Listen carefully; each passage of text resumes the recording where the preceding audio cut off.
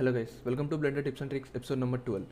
So మనం జనరల్గా కెమెరాని యానిమేట్ చేయాలంటే చాలామందికి తెలిసింది ఏంటి అంటే కెమెరాని ఒక పొజిషన్ నుంచి ఇంకో పొజిషన్కి మూవ్ చేసి అండ్ దానికి సంబంధించిన కీ ఫ్రేమ్స్ నుంచి మనం అయితే కెమెరాని అయితే యానిమేట్ చేస్తూ ఉంటాం అనమాట. బట్ అలా కాకుండా ఇప్పుడు ఫర్ ఎగ్జాంపుల్ ఏదైనా మనం ఒక చిన్న Zoom in Zoom out effect, అంటే ఒక ఆబ్జెక్ట్ క్లోజ్గా కెమెరా మూవ్ అవుతున్నట్టుగా ఒక జూమ్ ఇన్ ఎఫెక్ట్ కానీ లేదా జూమ్ అవుట్ ఎఫెక్ట్ కానీ ఇలాంటివి క్రియేట్ చేయాలంటే దానికి ఇంకా కొన్ని సింపుల్ వేస్ ఉంటాయన్నమాట. వాటిలో ఒకటి ఇప్పుడు నేను మీకు చెప్తాను చూడండి. ఇప్పుడు నేను షిఫ్ట్ ప్రెస్ చేసి ఇక్కడ కెమెరాలోకి వెళ్తున్నా. సో ఒక కెమెరాని అయితే తీసుకొస్తున్నా అండ్ నేను కెమెరాకి పొజిషన్ అనేది దాన్ని ఇక్కడ 3D కర్సర్ ఉన్న దగ్గర ఉంది. సో ఇప్పుడు నేను Ctrl+Alt+0 ప్రెస్ చేసి కెమెరాని ఇక్కడ తీసుకొని వచ్చాను. సో ఇప్పుడు ఈ క్యూబ్ పైకి నా కెమెరా అనేది జూమ్ ఇన్ అవుతూ మూవ్ అవ్వాలన్నమాట. బట్ నేను కెమెరాని మూవ్ చేయకుండా దాన్ని యానిమేట్ చేస్తా. దానికి నేను ఫోకల్ లెంత్ని యూస్ చేసుకుంటా. సో ఇప్పుడు ఫస్ట్ వచ్చేసి నా కీ ఫ్రేమ్ని నేను 1 దగ్గర పెట్టుకుంటున్నా.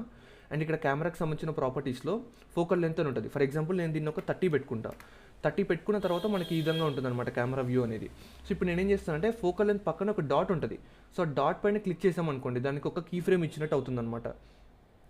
ఆ తర్వాత నేను ఒక 50th కీ ఫ్రేమ్ దగ్గరికి వెళ్ళి ఫోకల్ లెంత్ని చేంజ్ చేస్తున్నాను. ఫస్ట్ ఇక్కడ మీరు చూడండి, నేను టైం స్టాంప్ని చేంజ్ చేశాను 50th కీ ఫ్రేమ్ దగ్గరికి.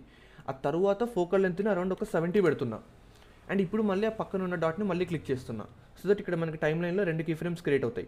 ఇప్పుడు నేను టైం లైన్ కనుక మూవ్ చేశాను అనుకోండి, ఇక్కడ మీరు చూడొచ్చు ఒక సింపుల్ జూమ్ ఇన్ ఎఫెక్ట్ అనేది క్రియేట్ అవుతుంది. బట్ ఇక్కడ మనం ఆబ్జెక్ట్స్ని మూవ్ చేయట్లేదు, కెమెరాని కూడా మూవ్ చేయట్లేదు. జస్ట్ ఫోకల్ లెంత్ని అడ్జస్ట్ చేయడం ద్వారా ఈ ఎఫెక్ట్ అనేది క్రియేట్ అవుతుంది అనమాట.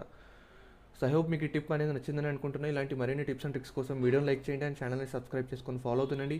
అండ్ మీరు కనుక బ్లెండర్ నేర్చుకోవాలనుకుంటే మాత్రం ఒక కోర్స్ అయితే ఉంది. సో ఇన్స్టాగ్రామ్ ఐడికి ఇక్కడ స్క్రీన్ పైన కనిపిస్తుంది కదా. సో ఇన్స్టాగ్రామ్ ఐడికి మీరు మెసేజ్ చేస్తే మీరు నా కోర్స్లో జాయిన్ అవ్వచ్చు అండ్ మీకు నేను బ్లెండర్ అయితే నేర్పిస్తాను.